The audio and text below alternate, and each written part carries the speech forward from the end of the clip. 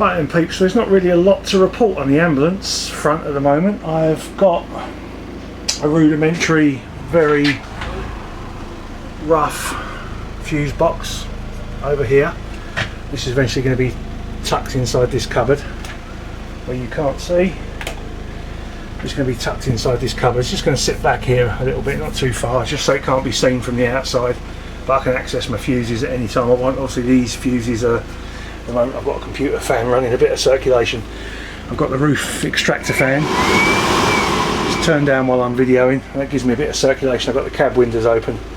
This is going to be the extractor fan for the toilet shower eventually, but at the moment it's just wired up to give me some ventilation because it's about 120 degrees in here. So anyway, I've got the fuse box wired up through a trip to a leisure battery. That leisure battery is going to go below there in the cupboard where the heater goes eventually, and if I ever swap to lithium iron phosphate batteries, they'll be sitting inside here.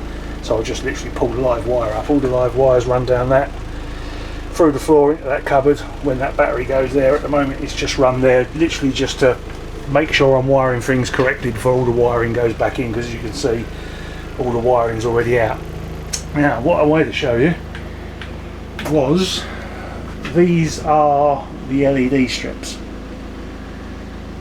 I don't think you can tell the difference. They're a warm white, they're not the stark white you normally get with LEDs. If you turn the fluorescence on, I'll turn the right fluorescent on, that's the same fluorescent in that tube, and you can see where the fluorescence starts and the LEDs continue. They light a much bigger area.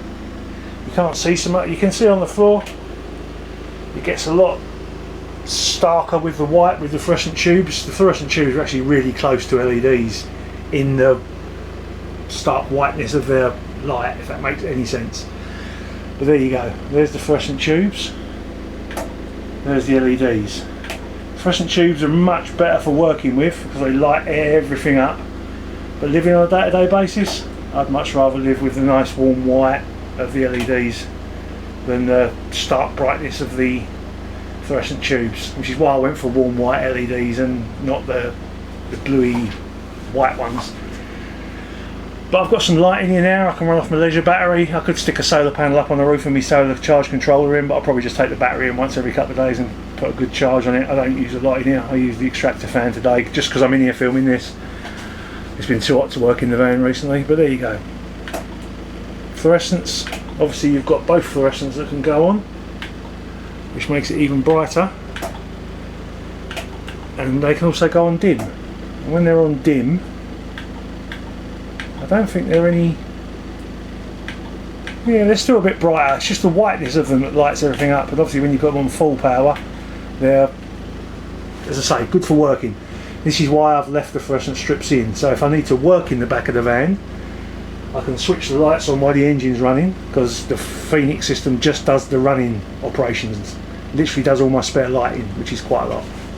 And when I'm in sort of, you know, I want to camp, they're turned off because the engine's off, so I can't use them anyway. And there's my nice warm white LEDs, which you can see run either side. I was worried that having two sets of them in there, there's a set either side, would be too bright, but it's not. It's usable. I mean, I can still work in here.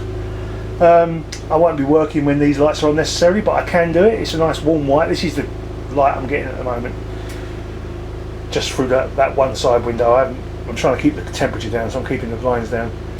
But yeah, it's bright enough. Don't forget there'll be two of them because the other side will be coming on. They're switched on independently. This side operates from down there, possibly with a second switch back at this end of the bed. This side just operates from here.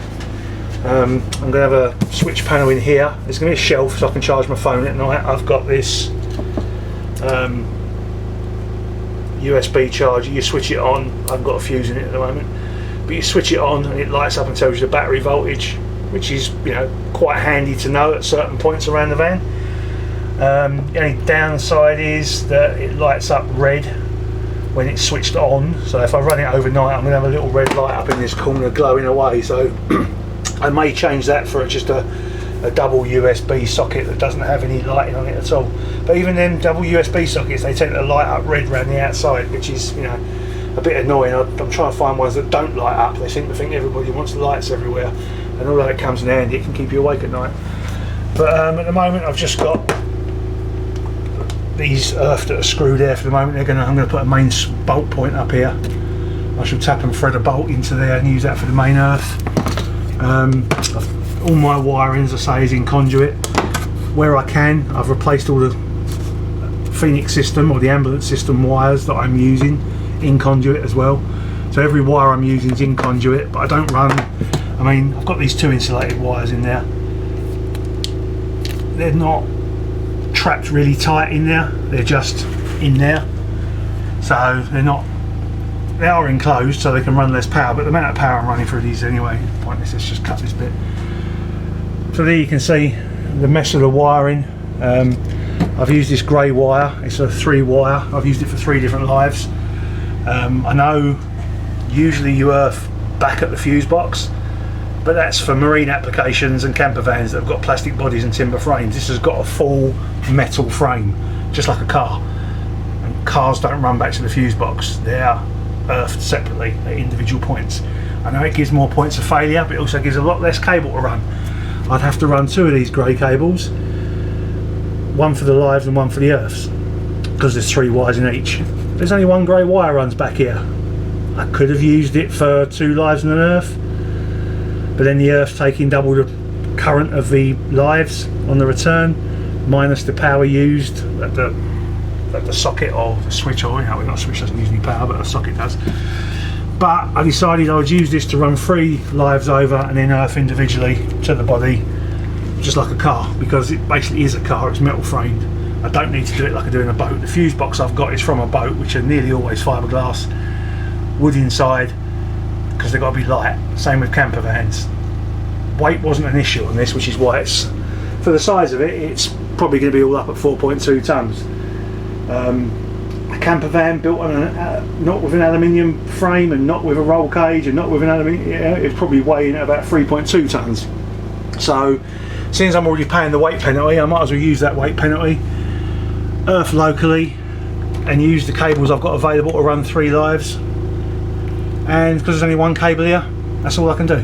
I'd have to run another cable, as I say, so that's why I'm earthing locally. I'm sure many people would disagree, which is what the argument section's for. Down below, feel free.